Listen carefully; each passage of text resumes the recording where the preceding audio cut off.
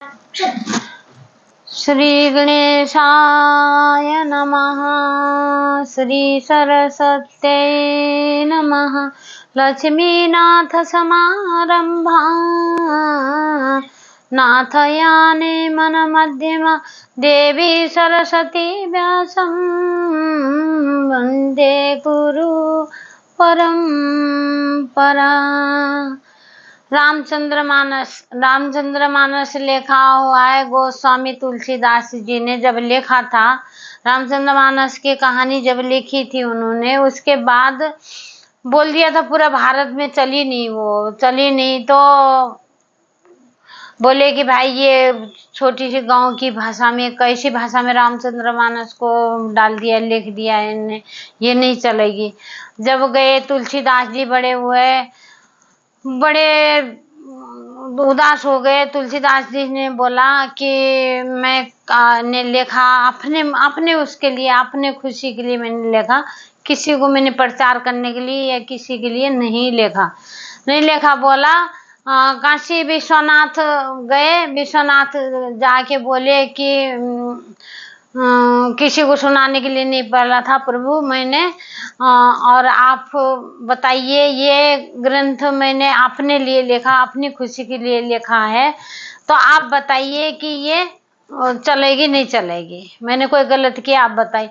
जब गोस्वामी जी ने रखा ग्रंथ, सारे और भी भारत के और भी भगवानों के और भी वेद पुराणों के ग्रंथ रखे हुए थे, तो रात को रख दिया, सबसे नीचे रखा तुलसीदास जी का, सबसे नीचे रखा। जैसे ब्रह्ममुहूर्त होता, ब्रह्ममुहूर्त में केवाड़ खुला, केवाड़ खुलने के बाद सब लोग गए देखने के लिए।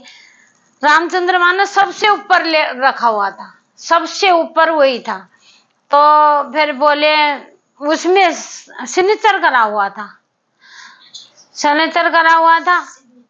तो फिर बोले कि उसमें लिखा हुआ था सत्यम शिवम सुंदरम।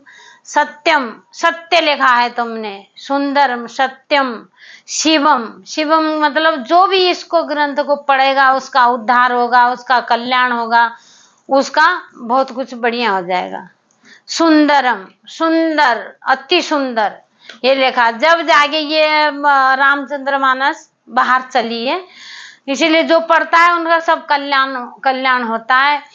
ये कहते हैं कि भक्तों, आप कृष्ण भक्त हो, जो भी ठाकुर जी से ये मत कहो कि मेरा कष्ट मिटा दे, प्लीज कष्ट मिटा दे, कभी मत कहना ठाकुर जी को, क्यों कष्ट वो मिटाएंगे। कष्ट मिटाने के लिए, क्यों जो हमने उसका कर्म किए है ना, उसको हमें भोगना जरूरी नहीं। कभी ठाकुर जी नहीं मिलेंगे अगर कष्ट नहीं उठाएंगे, हम सुख ही सुख मांगेंगे, तो कष्ट को दबा के ठाकुर जी कष्ट हटा देंगे, पर फिर अगले जन्म में फिर भोगना पड़ेगा। क्यों इस जन्म में बार बार जैसे परीक्षा होती है, परीक्षा लेते हैं, जैसे मान लो एक स्कूल है, विद्यार्थी है, जो ज्यादा पढ़ने वाला बच्चा है उसकी तरफ सामने वालों को ध्यान देते हैं टीचर, जो पीछे बैठे हैं बच्चे उनको देखते नहीं, उनको कोई नहीं ध्यान देता, क्योंकि वो बेकार बच्चे होते हैं, कि उनको चाहिए कि उसी टाइम हम पास हो जाए या कुछ भी हो जाए, जो भी है।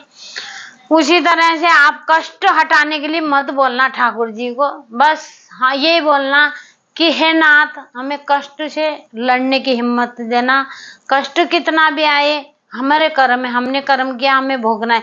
एक भक्त था, बहुत तगड़ा भक्त था उनका, तो फिर जगन्नाथ जी का बहुत तगड़ा भक्त था, उसके पेट में इतना दर्द उठा, इतना दर्द के मारे वो मलमूत्र में डूबा हुआ था, मलमूत्र भी वो ऊपर ही कर दिया उसने, इतना भयंकर रोग पेट में बैठा, तो अब वो बेहोश में पड़ा हुआ मलमूत्र में।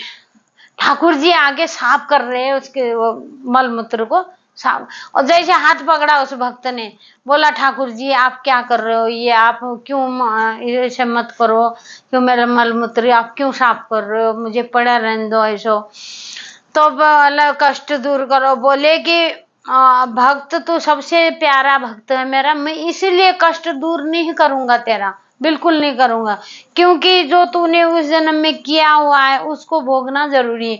अरे उसको भोगेगा, उसको भोगने के बाद जब भी तो मेरे को पाएगा, ऐसे कैसे पाएगा? मैं ऐसे पा नहीं सकता। फिर उस कष्ट को भोगने के लिए तुझे अगला जन्म फिर लेना पड़ेगा। इस जन्म में नहीं भोग पा रहा है, बंद का बोल रहा है कि भाई कृपा करो, कृपा तो कर दूं, पर उस जन्म में फिर तुझे जन्म होगा, फिर भी मैं मिलने में बड़ा टाइम, मैं मिल ही नहीं पाऊंगा कभी तेरे को। क्यों नहीं मिल पाऊंगा? क्यों? कष्ट से लड़ नहीं पाएगा, कष्ट आएंगे, बोलेगा कष्ट ठीक कर दो।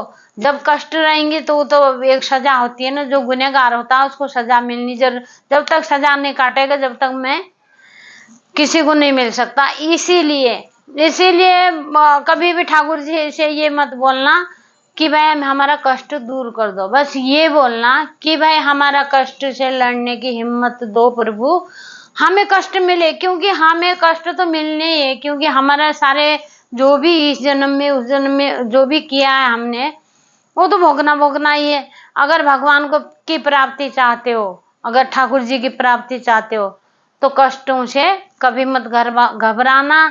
कष्टों के लिए ठाकुर जी को कभी मत बोलना कि मुझे कष्ट है, ये मेरे कष्ट दूर करो। जय श्री कृष्णा।